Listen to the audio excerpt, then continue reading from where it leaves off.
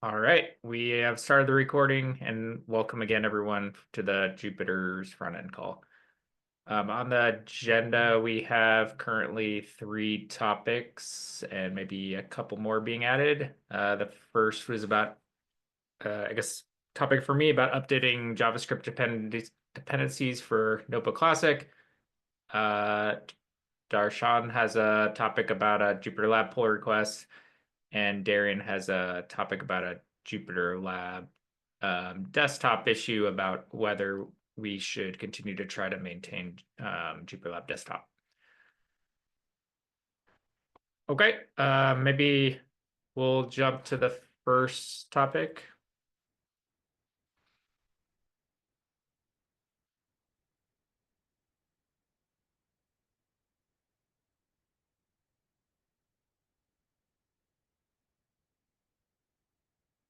Nope, that's not what I'm trying to share. This one.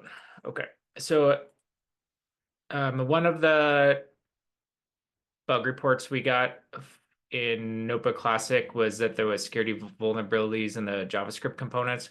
So I've been working on, I guess there was a previous PR to upgrade from using Bower to Yarn to manage your JavaScript dependencies, because Bower's now archived, and then make it more closer to what the rest of Jupyter ecosystem's using. And then also there's some effort here to update the dependencies as much as we could to remove security vulnerabilities. So it went from 22 to 2 moderate ones, which is pretty good. And then I think we need to get a release out pretty soon with all these changes to the build system that we've made, to remove the setup.py and change the PyProject.toml and then the JavaScript dependencies. I would really appreciate, I think I asked Rosio for a review as well, but I'd really appreciate anyone else who's familiar with the JavaScript ecosystem to take a look and make sure there's nothing obvious that was done wrong when updating JavaScript dependencies. This is kind of tricky since a lot of the dependencies are quite old. So I really appreciate that. Any questions about that, anyone?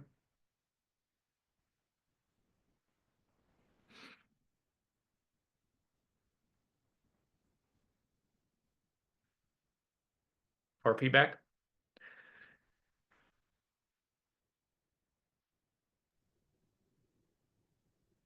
I think it sounds great to move off of an archived project onto an active project that consolidates our development infrastructure. So on the general idea, that sounds awesome. Yeah, no, that's really good. Thanks. Okay, we'll move on then. If anyone has a chance and can take a look at that and has some experience wrestling with JavaScript dependencies, I really appreciate it. The next step, we have Darshan. Do you want to talk about the JupyterLab pull request? Yes. So should I share my screen?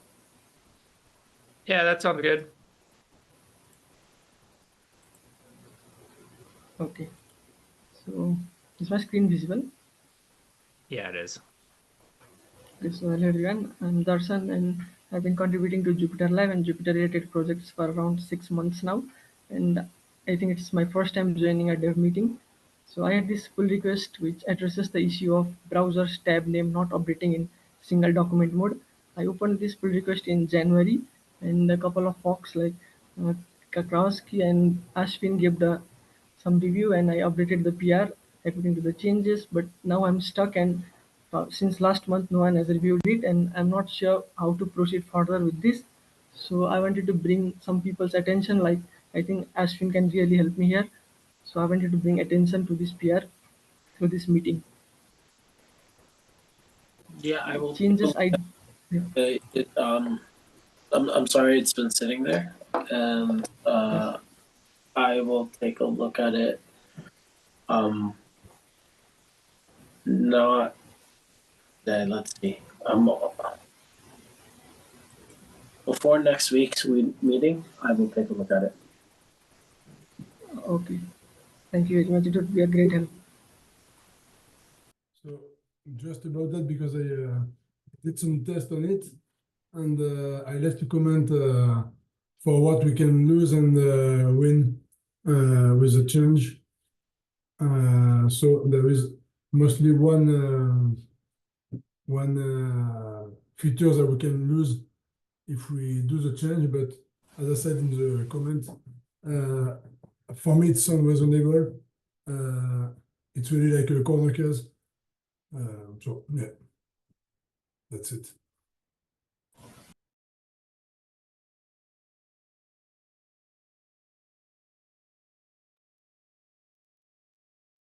Okay, thanks so much, Darshan, for bringing us in, and welcome to this forum. Really glad to have you here. Anything else on that topic, anyone?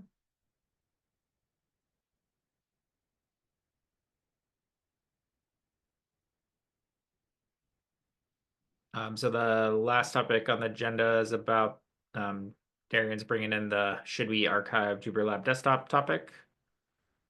Darren, do you want to facilitate that? Yeah, thanks. I was hoping that Zach would be on this call as well. So we were talking about this issue. It came up at the Jupyter EC call yesterday, and we realized, 3 members of the EC are actually members of Jupyter Frontends, and we wanted to see what the temperature is about this issue.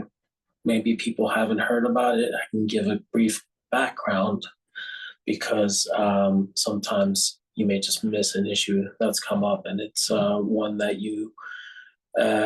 this one I think everyone can think about pretty clearly without knowing a lot about the technical background. But there is a release, a Jupyter Frontend release for the Mac App Store called JupyterLab Desktop. It is JupyterLab running inside a native application that also ships a browser core in it, right? And because it ships both the browser and the lab code, the surface area for vulnerabilities is higher, and the browser part in particular keeps being updated with security releases, as browsers do. Browsers update all the time. And for us to maintain the most secure version, we'd have to keep publishing updates, and that requires work. JupyterLab Desktop is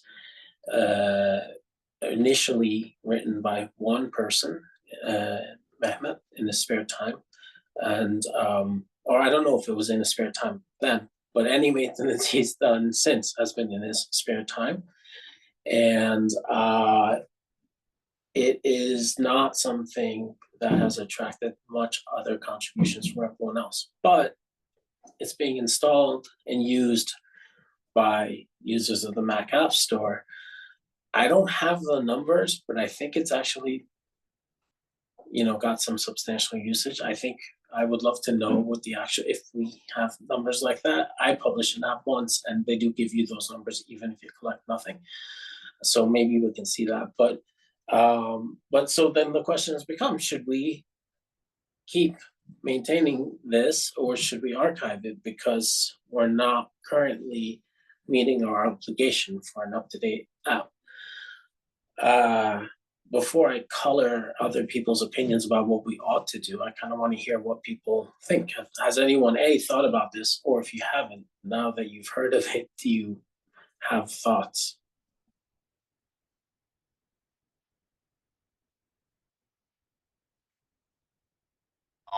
I have thoughts. Okay. So as I said before, I think Jupyter Desktop covers an important role in the ecosystem, so to speak, right, of working on Mac and maybe also general install on Windows. The problem is that not only security, but also UX degrades with time without maintenance. And there is just, we can see that in the issues that people are creating on the repo triaging group.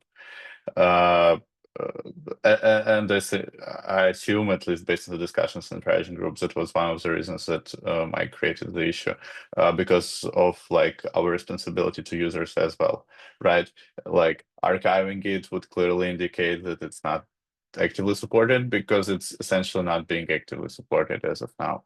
While I think that it plays an important role, and it would be awesome if someone would support it. I see in the chat the Jeremy comments about Mehmet's suggestion to maybe fund it from the oh, okay, so he just says about the active users. Yeah, so there is a lot of active users, so it's important. So I think it covers an important role in the Jupyter ecosystem, but it is not supported as of now. So if someone would support it, it would be awesome. So that's essentially the gist of it, I guess.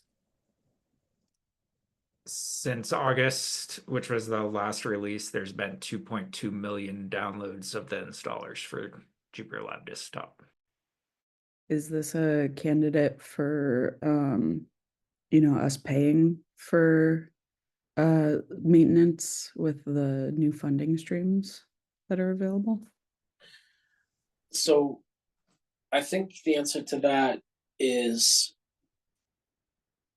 if the Jupyter Frontends sub-project makes a decision that it wants to maintain this product and it can,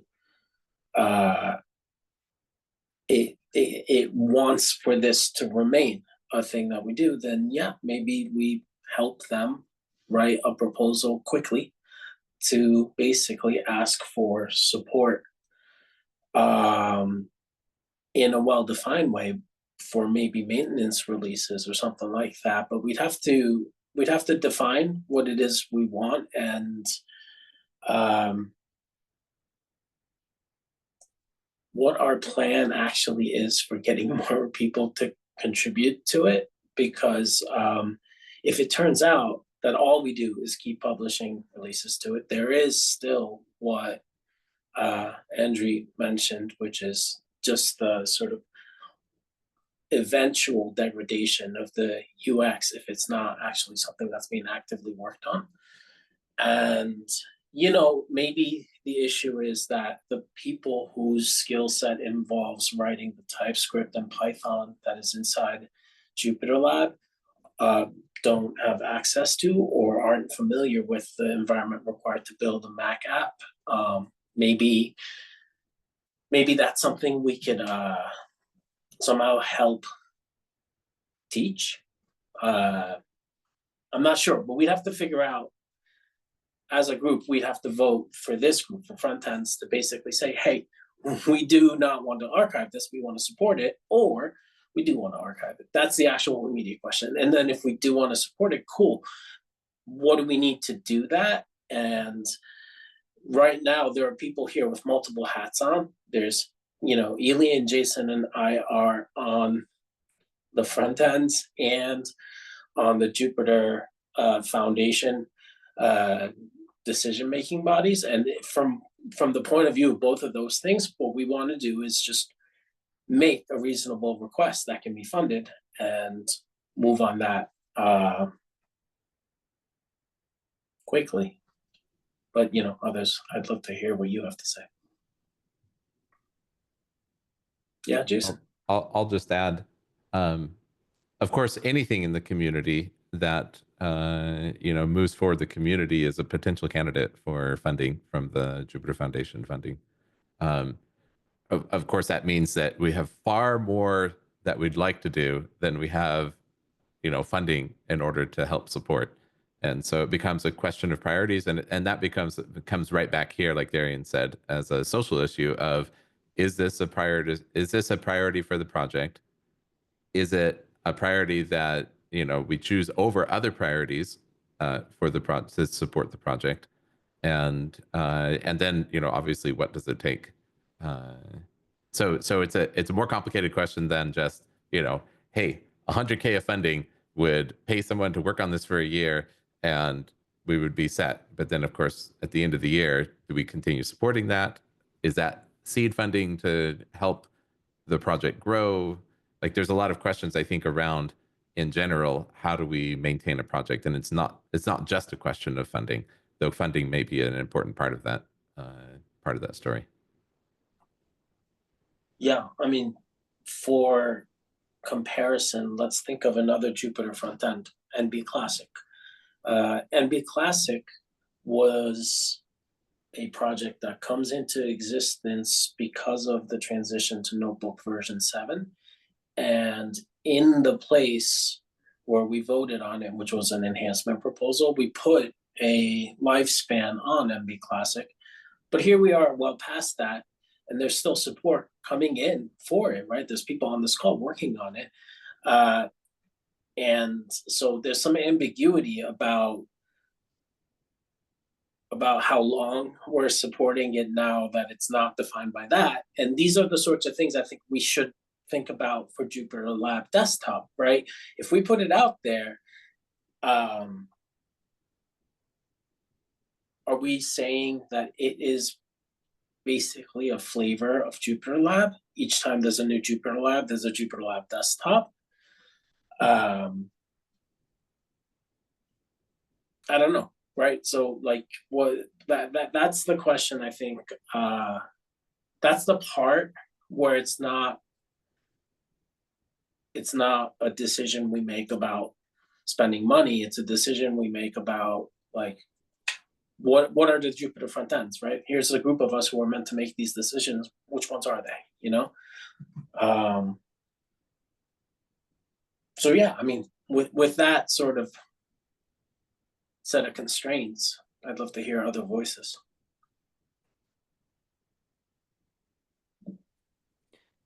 I think in an ideal world, there would be a JupyterLab desktop release just after a JupyterLab release, because in the end, so in desktop, there is already a lot of automation to make sure that the packages are updated to the latest JupyterLab release. And if you go to the pull request, you will see that there is a huge list of pull requests that have not been merged because of lack of maintainers.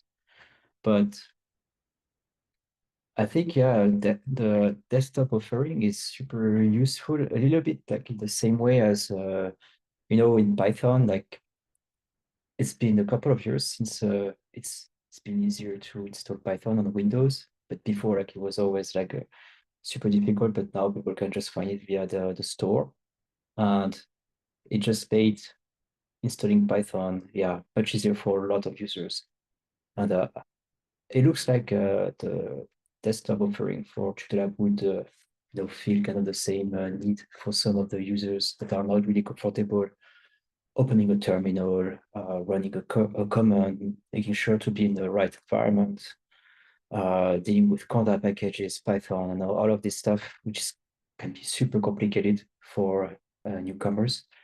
So I think there is like a lot of value in a desktop project. So if the question is, should we continue having these projects, like, should this project continue to live, then I think that would be a strong yes. But then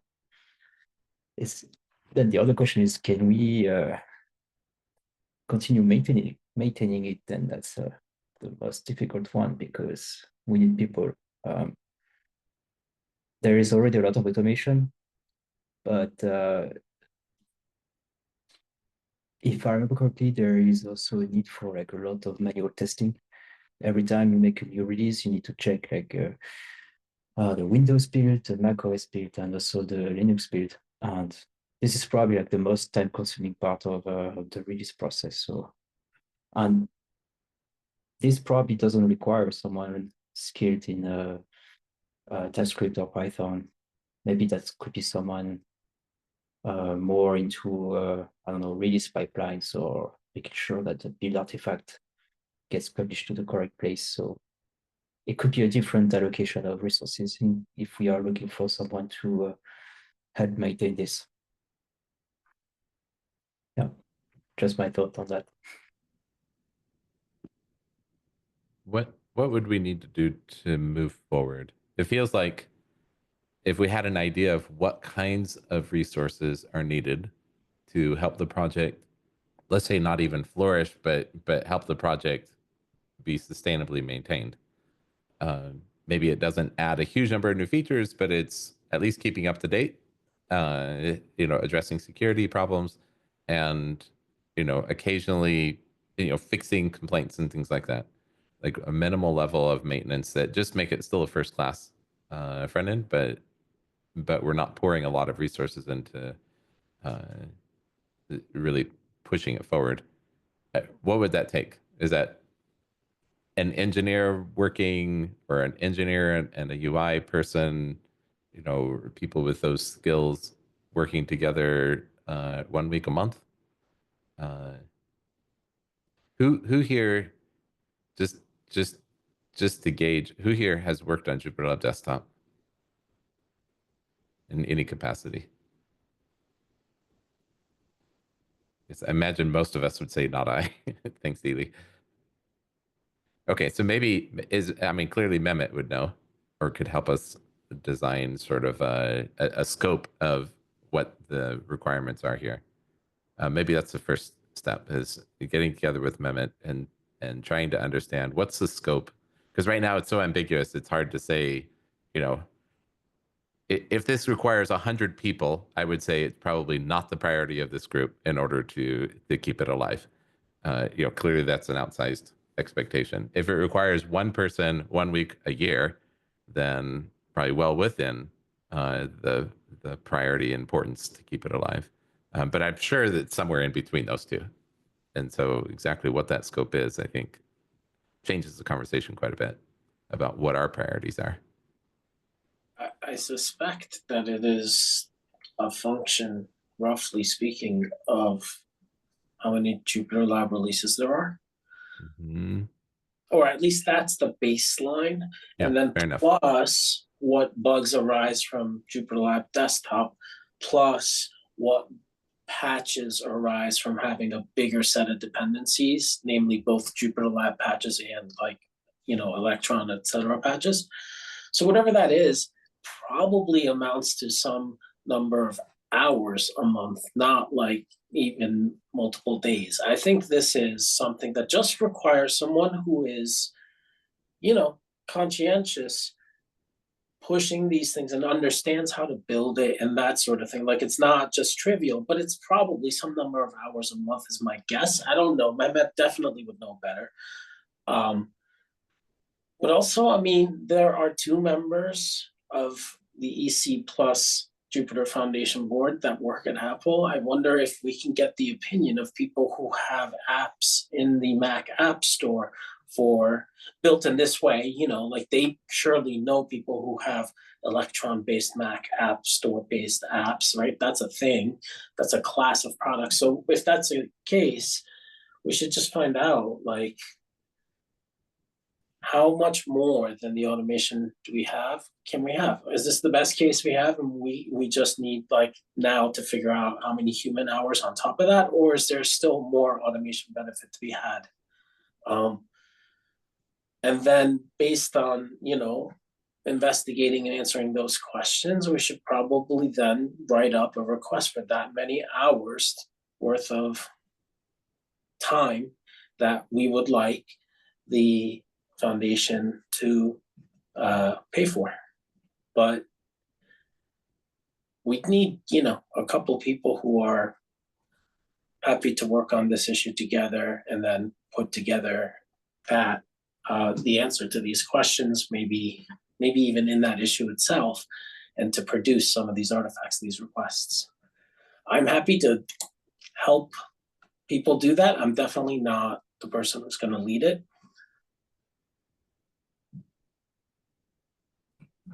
Yeah, I was looking at the list of contributors too.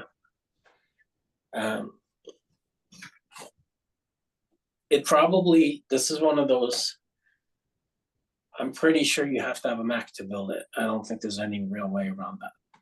So if you don't work on a Mac, that probably limits your ability to build this application. But it's not only a Mac app, right? It's also available on Windows.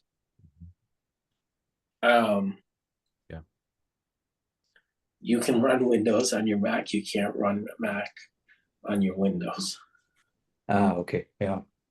Well, So if you're trying to test the thing that you did in both, you're stuck needing a Mac is what I mean. if you want to test the three apps. Yeah. Okay, I was wondering like if there could be a way to split the work. Like if someone has access to a Windows machine, then they can test the Windows machine. But if someone has a Mac, then they can help with the Mac app. And the same for Linux.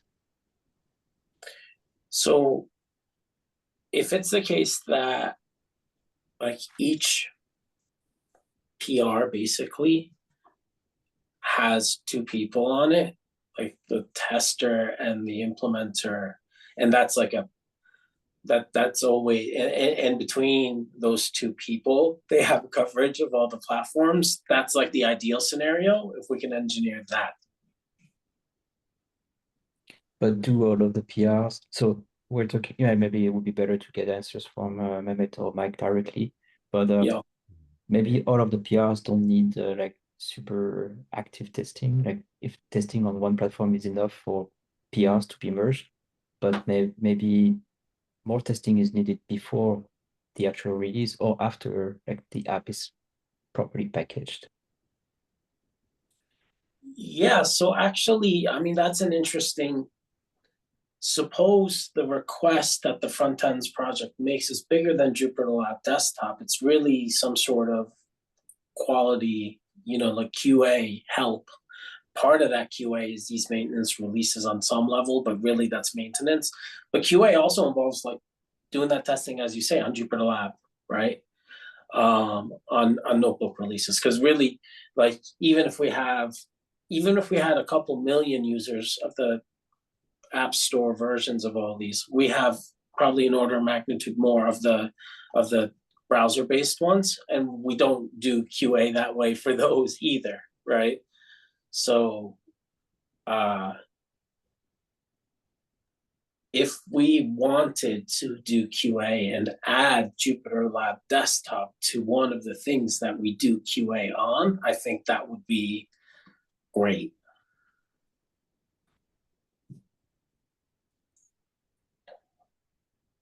So it seems like the question for this group is just a temperature check of, do we feel like this project is important enough and a priority enough in the front end's sub-project to pursue figuring out how to hand off this sustainably from Mehmet? I mean, 100,000 plus active users is a pretty substantial quantity. That is a lot. A sense of how that compares to, JupyterLab generally or Notebook generally. Yeah, I think we've estimated single digit, and maybe that's out of date, maybe double digit millions of users for Notebook and JupyterLab. So this is a pretty substantial chunk. Yeah, and so I guess it's likely a very likely the folks using desktop in a lot of cases, it's almost an accessibility concern in terms of if that's the most available version to them. That probably says something about some amount of like technical skill or something like that. I'm wondering as things like Jupyter Light have more and more sort of tooling and availability around them, what does desktop provide that like a really light, quick to spin up version of JupyterLab does not? I think the central feature that Jupyter is missing is go to jupyter.org/download and install the application, right? So lots of people who are used to trying out lots of things, they're happy to go to jupyter.org/try and try it out. That's cool, right? But it's not the same thing as, what do I do next? Where do I save my notebook files? How do I, like, what happens next is actually, I think, too inaccessible without having those native applications really prominently featured. And part of that is just deciding to support them at all. And then if we do, let's like prominently feature them. And I think we can get that user base significantly up if we even a little bit advertised it.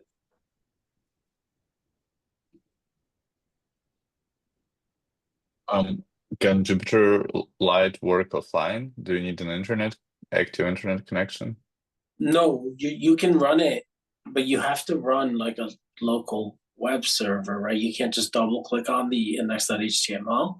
So you do have to run a command from the command line. It's not like the worst thing, but it's still not using your mouse and now the application runs. I see, thank you. So something that I messaged up in the chat is can this niche be covered with less resources? But I mentioned the CLI tool.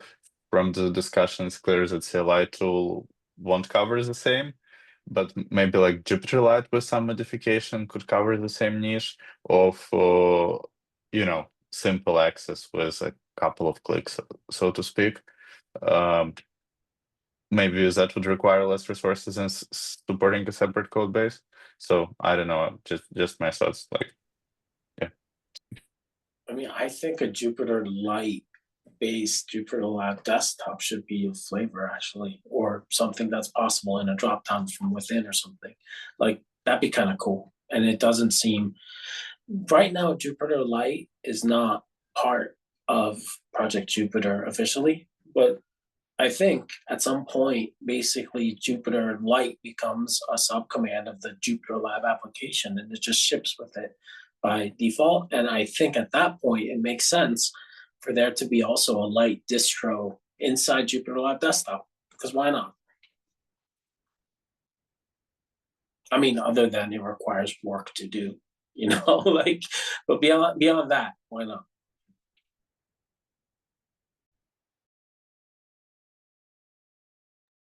Yeah, thank you.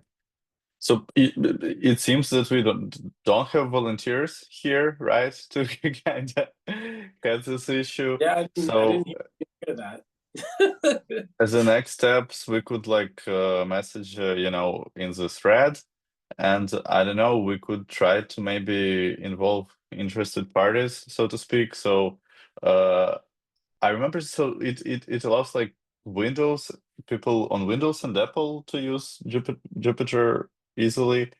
So maybe those two companies, I don't know who else. That's just another idea, right? How we could kind of move this forward. Maybe someone from the interested parties would be interested to like spearhead this whole thing.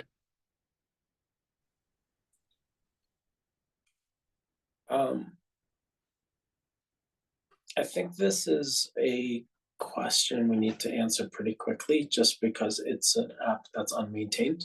And do we take it off that distribution channel or not, right? Because we shouldn't be releasing software that's unmaintained. But beyond that, there are other people on this call who are on the Frontends Council. Like, if we were to vote on this issue, do we archive it or not?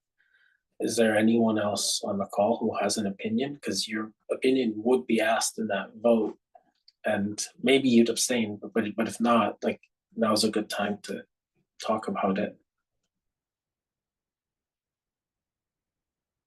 I won't name you individually, but you know who you are. You're right there on the screen.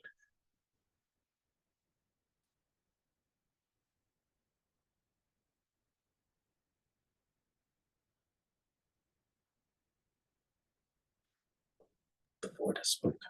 So if no one wants to speak, I wanted to say, so the problem with like, for example, I don't think it should be ideally it should not be archived, right? If someone would be to maintain it, but the vote just for not so we need someone to invest resources into it, and it seems as of now we just have a lack of it. So just to vote in of itself of not archiving it or not archiving it without being coupled with, you know, so to speak, resource provision doesn't make too much sense to me, I would say. So yeah, maybe we should ask people if they vote to not archive to propose, you know, concrete steps on how to achieve maintenance. Yeah, I agree. I'm convinced of the importance of keeping it alive, but not seeing a clear path to keeping it maintained. So could we post that we're looking for at least like QA help? And then I don't know if that fixes it. It seems like that'd be very like low barrier to entry. We just need some people with different operating systems to help agree to QA new releases. And then that doesn't fix the develop. We need someone who can actually develop and fix bugs and stuff like that. But at least that solves like the QA issue, right? Yeah, I don't think though that the QA issue is the critical issue. I think the critical issue is the maintenance of the actual software being published. And I think we should decouple. Like, look, if when you're asked to vote on something, you're not also asked to vote on the solution, right? The question is, do we want to not just like, do we want to, you know, when we're wishing and unicorns are real sense, but do we want to make this one of our actual releases that we think about, that occupies our time in these calls, that we write issues on, that some of us are involved in, right? And it's not making a commitment to you doing that job. The commitment is like, is this in the same class of product as Jupyter Notebook or JupyterLab? Or is this in a different class of product? If it is, then what's it take to do that? We can figure that out, I think. If we know we're going to do this, that's a piece that there are multiple interested parties, maybe who aren't on this call, but I know for a fact, you know, Mike is interested in this, and Zach is interested in this, and I'm interested in this, and the people on this call who've spoken are, like, we can definitely make a next step if we actually know that Frontends as a group intends for this to be one of its things. So I think really it's too much to ask, do you have an opinion on this, and then justify it with a plan for how to do it. But if you do have an opinion on this, like, you know, you might just say, no, we're web only or whatever. Like, there might be some things that we're missing here, some thoughts we haven't heard for yes or for no, but it would be good to know that we have consensus before we decide, so let's spend money on it. I think that's good. Is anyone here opposed to us prioritizing desktop as part of front ends? Can I phrase it one step before that? And that is anybody opposed to us, opposed to a group trying to figure out a sustainability plan? Because I think, like, to me, the issue is it sustainable or not? Not necessarily, you know, is this another surface that we want to support? Totally. You know, this is a call for action for anybody that wants to be involved in trying to figure out a sustainability plan, and a temperature check on, is this a flat no from the sentiment of people involved here that no, it's clear that we shouldn't even like put resources into trying to figure out how to sustain this? Or is there a general agreement that, hey, if we can find a good sustainable plan for it, then like no objections to treating it as a first class front end? Hello. We can hear you. Teresa. Hi, I just wanted to add in that my thoughts, which kind of already align with everybody else's shared. It would be a shame, I guess, to see JupyterLab desktop archived, and I wanted to also add that we're already triaging it, and it's a part of the Jupyter like front-end triage, which is not a whole lot, but I think that shows maybe somewhat of the sentiment that this group might have towards JupyterLab desktop, which is that maybe it should be included. Hooray, we have our first person that can say that they work on JupyterLab desktop in this call. Thank you, Rosio. Well, I know triaging is like really all that Andre and Dan and Mike and a few other people have joined the triage group, and we do look at the JupyterLab desktop issues, and at times we're struggling to understand, but yeah, I think maybe that shows a little bit of like the sentiment that the front end team has. Excellent. At least a group of it. Yeah. Triaging is important work on a project. So thank you. I mean, thank you. That is keeping the lights on. So that's if that's all we're doing, like we're obviously not doing enough, but that's better than, you know, how we had Notebook v6 for some time. It was kind of dire as well, right? So I think that's an important signal. I don't know, anyone else want to weigh in? In a similar vein, I think that in the average meeting here, we've got the time to cover notebook issues as well if folks bring them. Yeah, my take is worth making the space for if we can figure out a sustainability plan.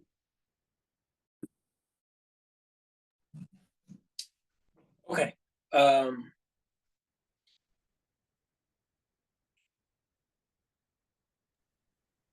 I think So should Yeah. we come up with, so should we ask on that thread, like how much time is required to like maybe go through a release? Like let's say we have a JupyterLab release and we want to have a desktop release. Like what steps do we need to take, and how much time approximately does it take to do this? And then is that amount of time always the same, or could it be that sometimes when there is a new lab released and there is more work needed also in desktop? Because that's actually was the case in Notebook, for instance. So most of the time it's fine. We just update to the latest lab, but sometimes there are changes in lab that require updates in Notebook. So a bit more time is needed there. But it will be interesting to see, yeah, what is the situation for desktop. And then is it, once we have this information, like what should we do? Like, can we move forward on maybe write a proposal for like a plan for maintaining desktop? If the consensus here is just, you know, trying to keep it as an offering for the front ends.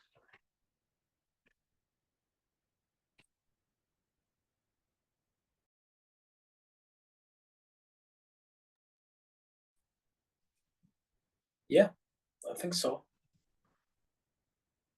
I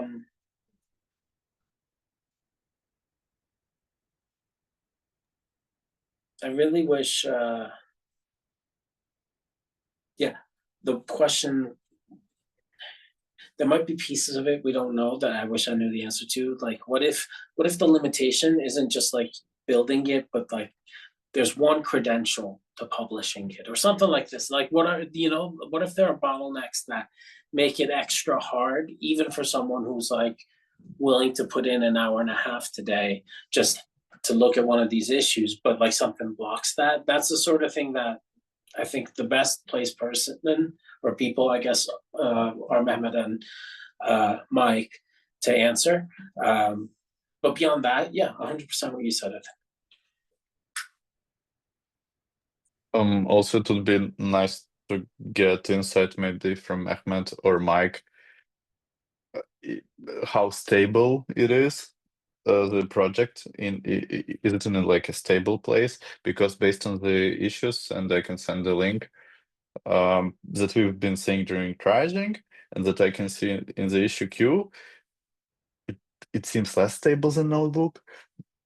But again, I'm not contributing to JupyterLab desktop, so I don't have a deep expertise. Like, is it can it be put in maintenance mode, or does it still need work to, you know, for basic features to work? Yeah. Darian, I just tried to summarize in 2 sentences the sentiment I'm hearing in the room. That if we can figure out a sustainability plan, there's room in the front ends project to treat it like a first-class front end. And the next step is the scoping conversation around what work it would take to have it maintained. And Darian, I nominated you to post on the issue to help drive that conversation. Are you okay with that? But like, not with the current level of resources, right? When we say room, they're gonna say, hey, how, like, you, the maintainers thus far, can you please answer what is the reasonable expectation of maintenance load, I don't know, per month on this thing? You know, what do you think? They Or have per some release, yeah. Well, per release is like hard. Yeah, maybe it's per release. I don't know. Per JupyterLab release or whatever. Yeah, some Yeah. unit of that makes sense to talk about. And I guarantee you that it's not going to be, you know, 6 days, because I think it's going to be on the order of 2 days a month or something. I don't think this is like major. I just think it requires consistency. That's the thing we're missing. But I might be totally wrong. We might be like flooded with user issues if its user base grows. But you know what? Like, if we end up with that problem, maybe we'll figure out how to scale then too, because that's an okay problem to have. Sorta. We'll panic then too. I'll just point out that one success open source communities have is helping users become contributors. And so, you know, it may not be somebody here and it may not be somebody that we hire that can take this on, but an interested party that right now is a user or a person having a vested interest in the users, say a professor whose students, you know, use it, et cetera. So along with this comes a call to action to the community. And I think this is a problem we need to figure out in general, how to hand off projects from one burnt out maintainer to the project at large, or in general to create a more sustainable community. So it's a good problem to have and something that I think we need to figure out. And it's not as easy as in a business where you just say, well, we'll just go hire, you know, we don't have the funds to just hire whoever we need in order to keep all of the projects alive. But we do have a community and we have a massive community of users. And one thing that we've really tried, I think most people in here maybe were at one time a user and then became a contributor. Yeah, figuring out this problem is not a new thing for us. And this isn't the last time we're going to do this either.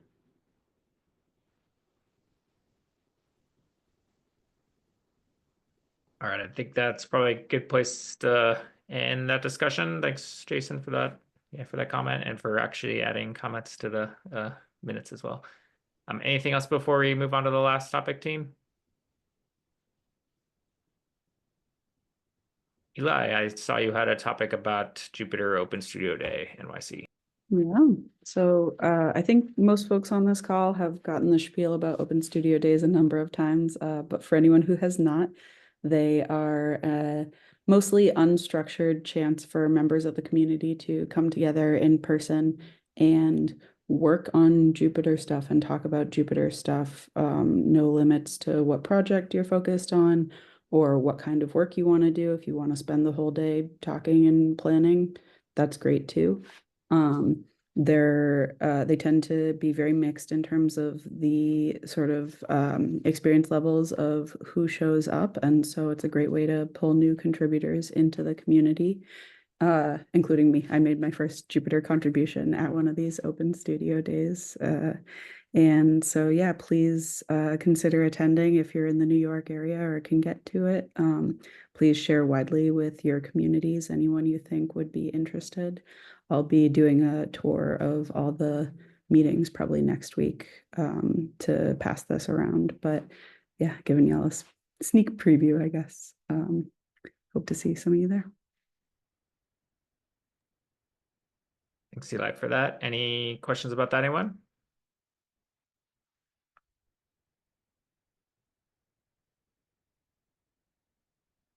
Okay, those were all the topics we had on the agenda. I'm going to go ahead and stop the recording.